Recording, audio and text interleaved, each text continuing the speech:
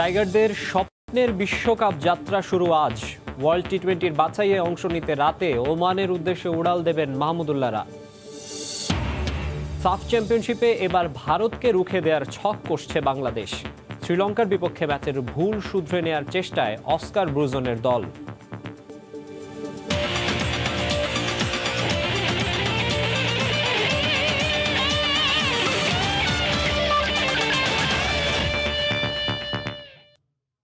বিশ্বের নানা প্রান্তের খেলাধুলার খবর নিয়ে আমাদের নিয়মিত আয়োজন খেলার সময়, আর এই আয়োজনে আপনাদের সঙ্গে আছি আমি মাকসুম আলম খান। শুরুতেই জানাবো ক্রিকেটের খবর। টি-20 বিশ্বকাপের প্রথম রাউন্ডে অংশ নিতে আজ রাতে দেশ ছাড়বে বাংলাদেশ দল। এরই মধ্যে হয়েছে করোনা পরীক্ষা। কোচিং স্টাফরাও সময় মতো পৌঁছে যাবেন ওমানে, জানিয়েছেন বিসিবির প্রধান নির্বাহী নিজাম উদ্দিন চৌধুরী সুজন। রাত 11:15টায় উড়াল দেবে মাহমুদুল্লাহ মুশফিকরা। বায়োবাবলে থাকা টাইগাররা ওমান থেকে আবুধাবি যাবে চার্টার্ড বিমানে। স্বপ্নের বিশ্বকাপ যাত্রা টাইগারদের, তার আগে পেতে হবে করোনা নেগেটিভ সনদ। ওমান যাবার আগে হোম কোয়ারেন্টাইনে ক্রিকেটাররা। নাসুম, মেহেদী, শরীফুলদের ঘর বিসিবির একাডেমি, সেখান থেকে নেওয়া হয় করোনা পরীক্ষার নমুনা। ক্রিকেটার নির্বাচক সহ বাকিদের নমুনা নেওয়া হয়েছে বাড়ি গিয়ে। ওমানে গিয়ে একদিনের কোয়ারেন্টাইন করতে হবে দলকে। এরপরে শুরু হবে বিশ্বকাপের জন্য টাইগারদের প্রস্তুতি। মূল বিশ্বকাপের আগে মাহমুদুল্লাহর দলকে পার হতে হবে প্রথম রাউন্ডের বাধা। পুরো সময়টাই টাইগারদের থাকতে হবে বায়োবাবলে। যাতায়াতের জন্য থাকবে বিশেষ ব্যবস্থা। বায়োবাবল এনভায়রনমেন্টই থাকবে। It will be a complete biobubble environment. এটা ম্যানেজ করবে আইসিসি টিমটাই ম্যানেজ করবে, এবং বাংলাদেশ দল ওমান থেকে আবুধাবিতে চার্টার ফ্লাইটেই যাবেন, এবং আবার পরবর্তীতে আবুধাবি থেকে ওমানে আবার চার্টার ফ্লাইটে ব্যাক করবে। আন্তর্জাতিক ক্রিকেট কাউন্সিল যে অ্যারেঞ্জমেন্টগুলো করছে, আমার মনে হয় যে সব দলগুলোই সিমিলার অ্যারেঞ্জমেন্টের মধ্যেই খেলবে। বিশ্বকাপে অংশ নিতে রাত 11:15টায় দেশ ছাড়বে বাংলাদেশ ক্রিকেট দল। সাজিদ মুস্তাহিদ, সময় সংবাদ, ঢাকা। এনসিএল শুরুর আগে দলগুলোর ক্রিকেটারদের নিয়ে অনুশীলন শুরু হয়েছে, তাই বিসিবির ফিটনেস টেস্টে প্রায় সবাই উতরে গেছেন, এমনটা জানিয়েছেন বিসিবির নির্বাচক আব্দুর রাজ্জাক। ক্রিকেটারদের আর্থিক বিষয়টি বিবেচনায় রেখে এবার আসর পূর্ণভাবে শেষ করার প্রত্যাশা তার। জাতীয় স্তরে নির্বাচনের ক্ষেত্রে এনসিএল এর পারফরমেন্স বিশেষ গুরুত্ব দেয়া হবে বলে জানান বিসিবির এই নির্বাচক। হাতে গোনা কয়েকটা টুর্নামেন্টই হয় দেশের ঘরোয়া ক্রিকেটে।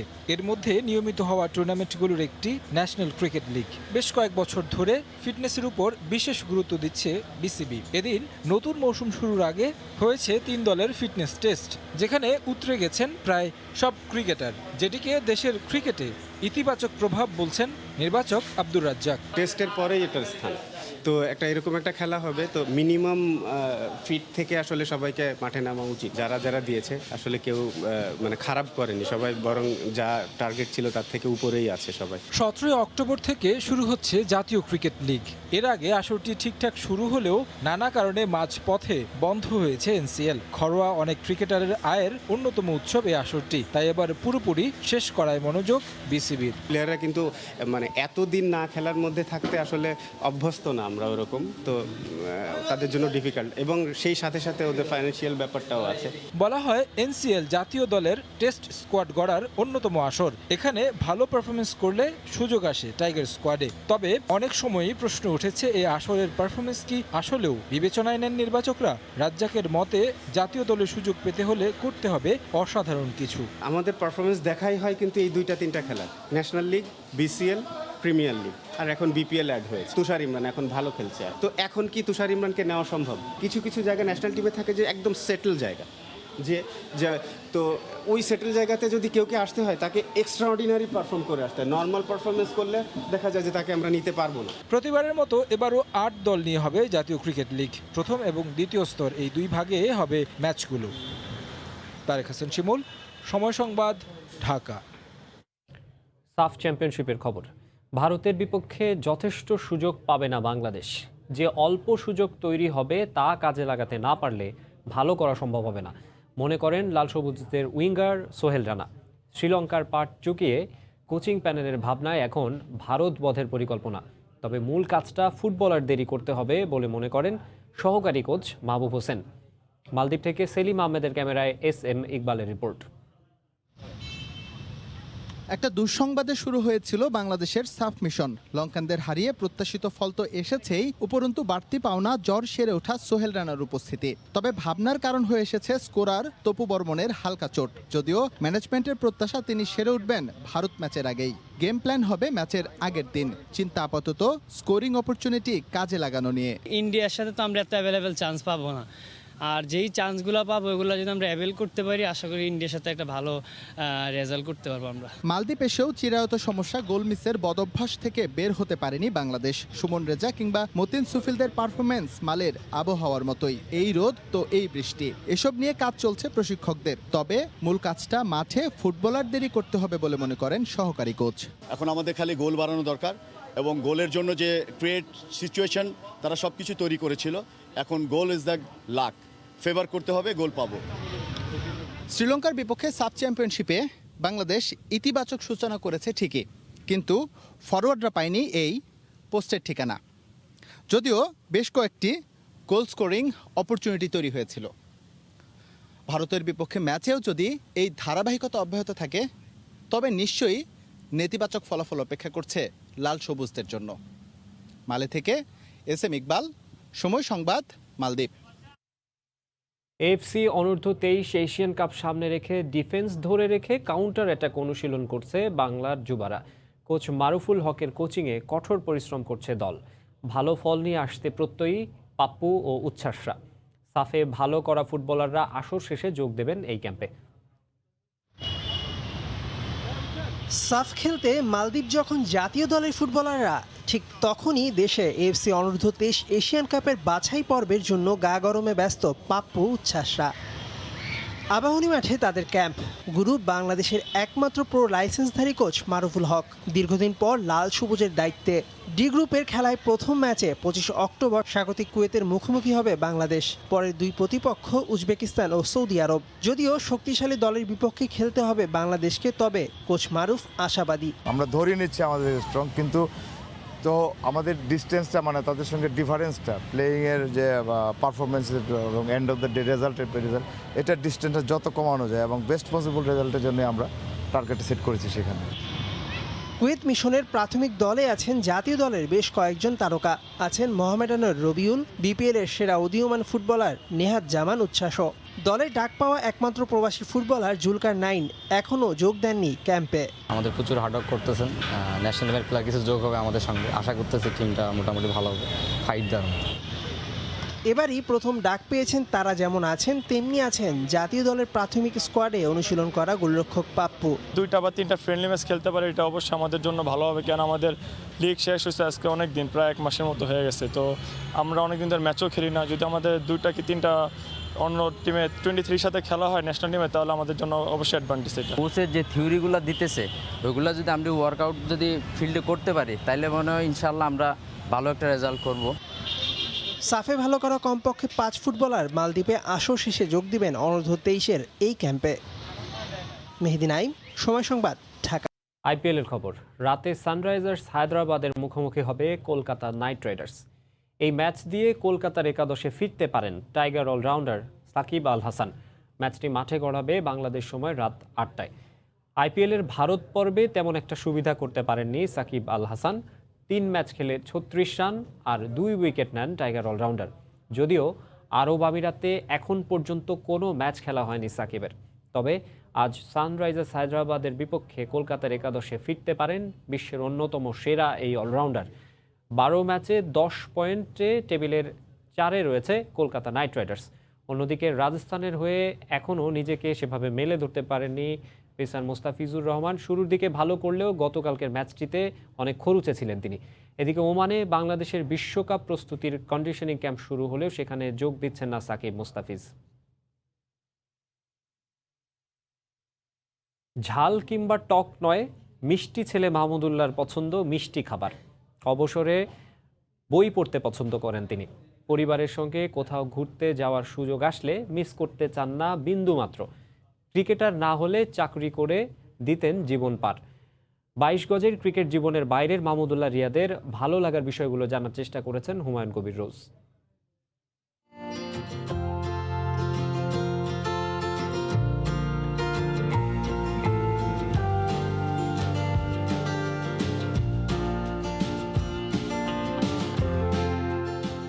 ক্রিকেটারদের খেলার গল্পগুলোই জানি, কিন্তু তাদেরও আছে মাঠের বাইরে ভালো লাগা মন্দ লাগার কিছু বিষয়। সেই বিষয়গুলো জেনে নেব টি-20 অধিনায়ক মাহমুদুল্লাহ রিয়াদের কাছে। রিয়াদ ভাই, আপনার কাছে জানতে চাইব অবসর সময় আপনি আসলে কি করতে পছন্দ করেন? একেবারে অবসরে বই পড়ার চেষ্টা করি, বাচ্চাদের সাথে টাইম স্পেন্ড করি। আমি খেলার বাইরে যতটুকু সময় পাই আমি আমার ফ্যামিলির সাথে টাইম স্পেন্ড করতে পছন্দ করি, ঘুরতে যেতে পছন্দ করি। তো আমার মনে হয় অবসর সময়টা I prefer family time.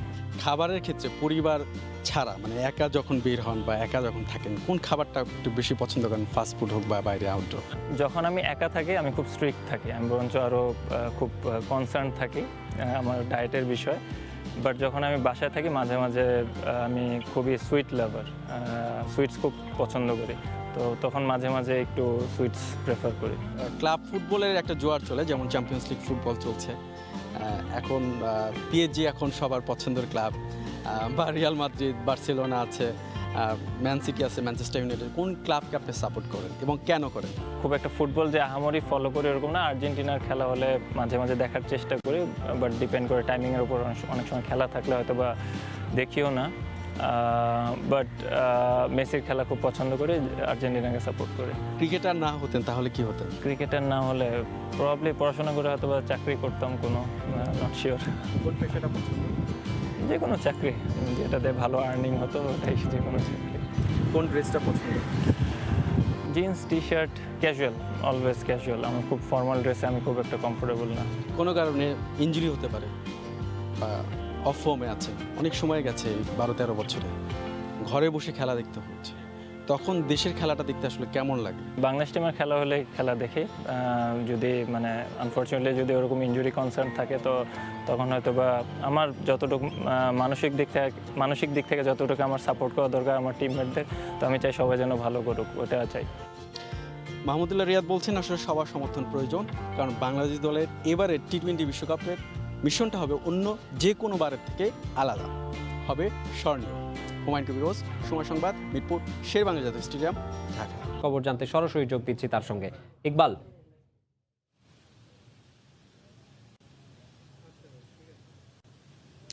Maksum, সাফ চ্যাম্পিয়নশিপের সবচেয়ে টাফেস্ট ম্যাচটা সম্ভবত আগামীকাল খেলতে যাচ্ছে ভারতের বিপক্ষে। প্রতিপক্ষ যখন ভারত, তখন এই ম্যাচটা হচ্ছে আলাদা উত্তেজনা এবং বাড়তি চাপ সবসময় লক্ষ্য করা গেছে, এর আগেও আমরা দেখেছি। তার প্রমাণ এবারও দেখতে পাচ্ছি। এই ম্যাচ শুরু হওয়ার আগেই কিন্তু দুই দলের মাঝে বা দুই কোচের মাঝে কিন্তু একটা কথার লড়াই শুরু হয়ে গেছে। ভারত ন্যাশনাল টিমের কোচ ইগর স্টিম্যাচ ইতোমধ্যে বাংলাদেশকে খোঁচা দিয়ে একটি কথা বলেছেন। বাংলাদেশ যেটা প্রথম ম্যাচে শ্রীলঙ্কার এগেনস্টে জয় তুলে নিয়েছিল, যে পেনাল্টিটি বাংলাদেশ পেয়েছিল সেটি নাকি ফানি পেনাল্টি ছিল, এমন একটি মন্তব্য করেছেন ইগর স্টিম্যাচ। কিছুক্ষণ আগে আনুষ্ঠানিক প্রেস কনফারেন্স অনুষ্ঠিত হচ্ছিল এবং ইনফ্যাক্ট এখনও হচ্ছে প্রেস কনফারেন্স, যেখানে ভারত ন্যাশনাল টিমের যিনি কোচ তিনি কথা বলছিলেন এবং তাকে প্রশ্ন করা হয়েছিল যে তুমি এই ধরনের কেন মন্তব্য করলে বাংলাদেশের গোলটি নিয়ে। তিনি কিন্তু বেশ রাগান্বিত হয়েছিলেন এবং এর এগেনস্টে তিনি কোনো উত্তর দিতে চাননি। তারপর তিনি বলেছেন, সাংবাদিকদের এক পর্যায়ে ক্ষোভে তিনি বলেছেন যে তোমার যেটা খুশি তুমি লিখো, আমি এটা নিয়ে কোনো ধরনের কোনো উত্তর দিতে প্রস্তুত না। তো মোটামুটি এই পরিস্থিতিতেই আসলে একটা আঁচ করা যেতে পারে যে এই ম্যাচকে ঘিরে আসলে কতটা উত্তপ্ত পরিস্থিতি বাংলাদেশ এবং ভারত শিবিরের মধ্যে। তার আগে বাংলাদেশ ন্যাশনাল টিমের কোচ এবং ক্যাপ্টেন জামাল ভুঁইয়া সংবাদ সম্মেলন করে গেছেন, যেখানে প্রশ্ন করা হয়েছিল যে আসলে শক্তিমত্তার দিক থেকে বা র্যাঙ্কিংয়ের হিসেবে বাংলাদেশ তো ভারতের চেয়ে বেশ পিছিয়ে আছে, তারপরেও এই ম্যাচটা তারা কিভাবে দেখছে, কথার লড়াই সীমাবদ্ধ থাকবে নাকি বাংলাদেশ আসলে জয়ের জন্য মাঠে নামবে। এবং খুব কনফিডেন্টলি কিন্তু কোচ এবং ক্যাপ্টেন দুজনেই বলেছেন যে না, আমরা ড্র করার জন্য এখানে আসিনি, আমরা অবশ্যই এই ম্যাচটা জিততে চাই। তো যেই আত্মবিশ্বাস দেখাচ্ছে বাংলাদেশ, তা যদি মাঠে প্রয়োগ করতে পারে বা সেটার ছিটে ফোটা যদি মাঠে থাকে, সুতরাং বলা যেতে পারে যে এই ম্যাচটা বাংলাদেশের পক্ষে আসতেই চলেছে। আর দল হিসেবে ভারত যে ঠিক অজেয় সেটা বলা যাবে না, কারণ লাস্ট দুটো ম্যাচের যদি আমরা পরিসংখ্যান বলি, যেটি যুব ভারতীতে বিশ্বকাপ বাছাইয়ের ম্যাচ হয়েছিল, প্রথমে আমরা স্কোর করে লিড নিয়েছিলাম এবং শেষ মুহূর্তে ভারত কিন্তু কোনো রকমের ড্র করে তাদের মান বাঁচিয়েছিল। তাদের ঘরের মাঠ থেকে আমরা ড্র নিয়ে ফিরেছিলাম, 1 পয়েন্ট নিয়ে ফিরেছিলাম। যদিও গেল 3 মাস আগে কাতারে যেটা হয়েছে বিশ্বকাপ বাছাই পর্বের ফেজ 2, সেখানে কিন্তু বাংলাদেশের পারফরমেন্স অনেকটা ম্লান ছিল এবং আগের যে পারফরমেন্স সেটার ধারে কাছে ছিল না। সুতরাং এই জায়গা থেকে বাংলাদেশকে ডেফিনেটলি কালকের ম্যাচে ঘুরে দাঁড়াতে হবে এবং এর ছাড়াও যেসব টুকিটাকি ভুল প্রথম ম্যাচে বাংলাদেশ করেছে, স্কোরিংয়ের যে অপরচুনিটিসগুলো ছিল সেগুলি কাজে লাগাতে পারেনি। ডেফিনেটলি এই জায়গাটায় ফুটবলারদের আরও বেশি সাবধানী হতে হবে। এই বিষয়টি নিয়ে হচ্ছে কোচের আলোকপাত করতে চেয়েছিলাম আমরা বা জিজ্ঞেস করেছি। কোচ তখন বলেছেন যে মাত্র 8 দিনের অনুশীলনে আসলে যতটা ভালো করা সম্ভব তারা ততটাই চেষ্টা করে যাচ্ছে। এই জায়গাটায় বাংলাদেশ সম্ভবত একটু পিছিয়ে থাকবে। ঠিক একই অবস্থা কিন্তু বলা যেতে পারে ভারতের ক্ষেত্রেও, কারণ ভারত টিমটা বেশ কিছুদিন আগে তাদের হয়েছে, তারপর ফুটবলাররা ছড়িয়ে ছিটিয়ে বিভিন্ন জায়গায় ছিলেন। তাদের হুট করেই ক্যাম্পে নিয়ে এসে তাদের প্রস্তুতিটাও দীর্ঘ সময়ের হয়নি এবং কোচ কিন্তু এটা মেনশন করেছে যে তাদের প্রস্তুতিটাও লং টাইম হয়নি এবং এই জায়গায় তারা কিছুটা পিছিয়ে থাকবে। তবে যে দলে হচ্ছে আসলে সোলাসর মতো ফুটবলার রয়েছে, সুনীল ছেত্রীর মতো ফুটবলার রয়েছে, তারা যে কোনো মুহূর্তে গেম চেঞ্জ করে দিতে পারে সেটা খুবই স্বাভাবিক। আনডাউটেডলি এই মুহূর্তে দক্ষিণ এশিয়ার সবচেয়ে ফেভারিট দল ভারত এবং দক্ষিণ এশিয়ার বিগ স্টার সুপারস্টার হচ্ছে সুনীল ছেত্রী। এই দিকটায় তাকে ঠেকানোর জন্য আলাদা গেম প্ল্যান কিন্তু কোচ কিংবা ক্যাপ্টেনকে কিন্তু সেট করতেই হবে। তো মোটামুটি বলা যেতে পারে যে কালকের ম্যাচটা খুবই কঠিন একটি ম্যাচ হতে যাচ্ছে এবং এই ম্যাচকে ঘিরেও কিন্তু লোকাল এখানকার স্থানীয় যে প্রবাসী বাংলাদেশি রয়েছে তাদের মধ্যেও কিন্তু ব্যাপক আগ্রহ বিরাজ করছে এবং আমরা সকাল থেকে দেখছিলাম আজকে আনুষ্ঠানিকভাবে এই ম্যাচের টিকিট ছাড়া হয়েছে ধারণ ক্ষমতার 50%। দূর দূরান্ত থেকে প্রবাসী সমর্থকরা এখানে এসেছেন, তারা টিকিট সংগ্রহ করেছেন এবং তারা প্রত্যাশা করছেন হোম গ্রাউন্ডে থেকে তারা যদি বাংলাদেশকে ঠিকভাবে সমর্থন যোগাতে পারেন তাহলে বাংলাদেশ এই ম্যাচে ভারতকে বধ করতেও পারে এবং বাংলাদেশ যদি কোনোভাবে এই ম্যাচে ভারতকে হারিয়ে দিতে পারে তাহলে বলা যেতে পারে বাংলাদেশ যে প্রাথমিক যে লক্ষ্য নিয়ে এসেছে সাব চ্যাম্পিয়নশিপের ফাইনাল খেলা সেটা অনেকাংশেই পূরণ হয়ে যাবে। আর যদি সেক্ষেত্রে একটি পয়েন্টও পায় বাংলাদেশ ড্র করে তাহলেও কিন্তু বাংলাদেশের সাফ চ্যাম্পিয়নশিপ সম্ভাবনা টিকে থাকবে। তো মালে ইন্টারন্যাশনাল স্টেডিয়াম থেকে আমার কাছে এই ছিল সবশেষ। মাকসুম, সাফ চ্যাম্পিয়নশিপে বাংলাদেশ এবং ভারতের মধ্যকার ম্যাচ নিয়ে দু দলের কথার লড়াই এবং প্রস্তুতির বিষয়ে জানাতে আমাদের সঙ্গে মালে থেকে যুক্ত হয়েছিলেন রিপোর্টার SM ইকবাল। খেলার সময় শিরোনামগুলো জানিয়ে দেব আবারও। টাইগারদের স্বপ্নের বিশ্বকাপ যাত্রা শুরু আজ। ওয়ার্ল্ড টি20-র বাছাইয়ে অংশ নিতে রাতে ওমানের উদ্দেশ্যে উড়াল দেবেন মাহমুদুল্লাহরা। সাফ চ্যাম্পিয়নশিপে এবার ভারতকে রুখে দেওয়ার ছক কষছে বাংলাদেশ। শ্রীলঙ্কার বিপক্ষে ম্যাচের ভুল শুধরে নেওয়ার চেষ্টায় অস্কার ব্রুজনের দল। এই ছিল খেলার সময়ে, সঙ্গেই থাকুন সময়ে।